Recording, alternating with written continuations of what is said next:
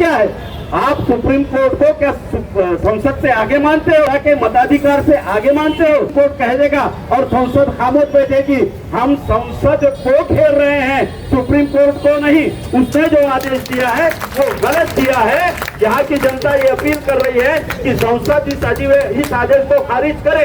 एक व्यवस्था काम कर रही है 2014 से। मोदी जी यूं ही चुनकर नहीं आए। आरएसएस की जो 50 साल की मेहनत थी उसे राजनीतिक एजेंडे के तहत वास्तविकता में लाने के लिए मोदी जी को केंद्र में सत्ता में लाया गया। आए बराबर उन्होंने जो काम किया वो ये कि सबसे पहले आरक्षण पर ये हमला बोला। इससे पहले ओबीसी का सारा रिजर्वेशन खत्म कर दिया। लेटरल एंट्री लाकर अनुसूचित जाति जनजाति के प्रवेश को रोक लगा दी। सारी कंपनियां बेचकर बाबा साहब ने प्रदत्त सार्वजनिक संस्थाओं में अनुसूचित जाति जनजाति ओबीसी के रिजर्वेशन को खत्म कर दिया। अब वर्गीकरण कर आप क्या करना चाहते हो? इसके लिए हम अंधे बहरे नहीं रह सकते। ओबीसी समाज के लोग भी समझ ले, आपका तो पॉलिटिकल आरक्षण गया है, लेकिन एक के कंधे पर रखी हुई बंदूक और उससे निकली हुई गोली कितने लोगों को मारेगी ये समझ लीजिए। ये केवल एससी और जनजाति का सवाल नहीं है, ये तमाम भारत के मुस्लिम ओबीसी, हिंदू ओबीसी, हिंदू मुस्लिम नहीं रहने वाले ओबीसी, तमाम अनुसूचित जाति जनजाति के आरक्षण का सवाल है। आरक्षण बचेगा तो हमारा अस्तित्व रहेगा, वरना सारे लोग ब्राह्मणवाद के सेवा करी समाज में बदल जाएंगे, अधिकारी समाज में नहीं बदल पाएंगे। इसलिए सुप्रीम कोर्ट का यह आदेश निहायत चालाकी भरा है। 7 जजों ने निर्णय दिया, 1 जज विरोध में गए। हमें लगता है कि गवाही नाम देखकर हमें लगता है कि एक जज कहीं न कहीं अम्बेडकर है, लेकिन हम ये भी मानने के लिए तैयार नहीं है। सुप्रीम कोर्ट का इस्तेमाल यहाँ की ब्राह्मणवादी ताकतें जो संसद में कानून नहीं बना सकते वो सुप्रीम कोर्ट के जरिए, हाई कोर्ट के जरिए बनाने का काम इन्होंने पिछले स्वतंत्रता के 75 सालों में किया है। इसके विरोध में केवल जनशक्ति को उतार कर हम ऐसे कानूनों को रोक सकते हो। यहाँ पर मैं मुस्लिम ओबीसी का प्रतिनिधि करके आया हुआ हूँ, फुले शाह अम्बेडकर आंदोलन का प्रतिनिधि करके आया हुआ हूँ। फडणवीस की सरकार बैठी हुई है, शिंदे जी तो कठपुतली है, अजित पवार जी का भी क्या पावर है आपने देख लिया। ये वही फडणवीस सरकार है जिसने 2014 में सत्ता में आते ही सबसे पहला काम कौन सा किया? मुस्लिमों को दिया हुआ 5% ओबीसी का आरक्षण धर्म के नाम पर खत्म कर दिया। अगर सुप्रीम कोर्ट का यही निर्णय लागू होता है तो ये उपवर्गीकरण करेंगे, जरूर करेंगे।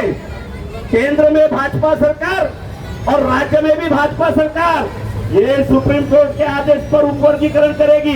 क्या करेगी? उपवर्गीकरण में ऐसे लोगों को वरीयता देगी, ऐसे जातियों को आरक्षण के लिए ज्यादा कोटा देगी जो मनुवादी हिंदुत्ववादी व्यवस्था के समर्थक रहेंगे।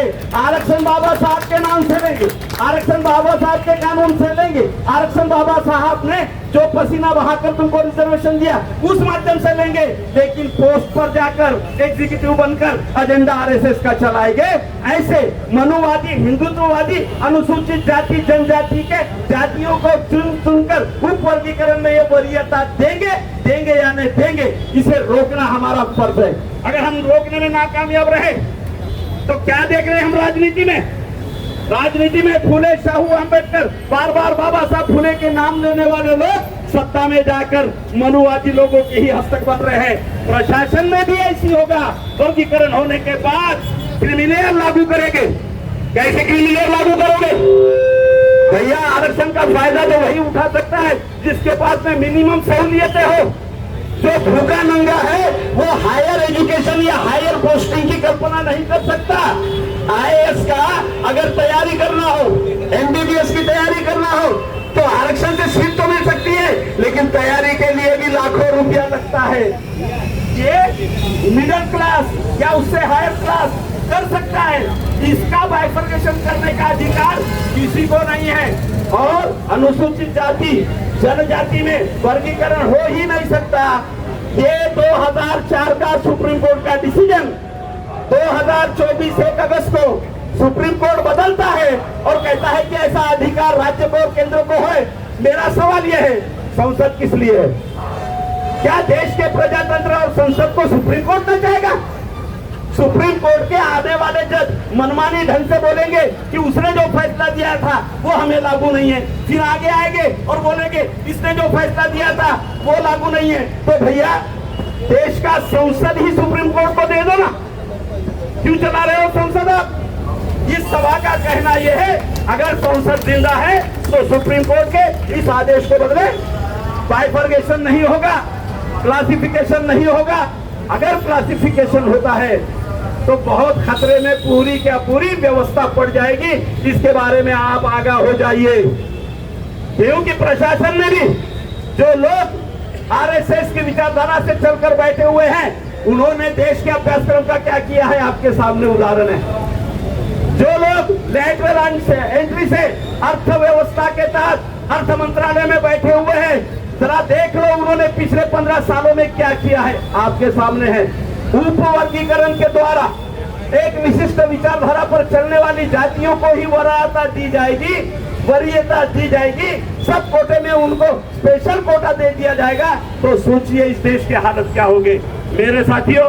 इसलिए अनुसूचित जाति, जनजाति, ओबीसी, तमाम ओबीसी इस आंदोलन को समर्थन करें और हम इस आंदोलन की जो बुनियाद मांग है उसको पूरा समर्थन करते हैं। जय फुले शाह अम्बेडकर, जय भीम।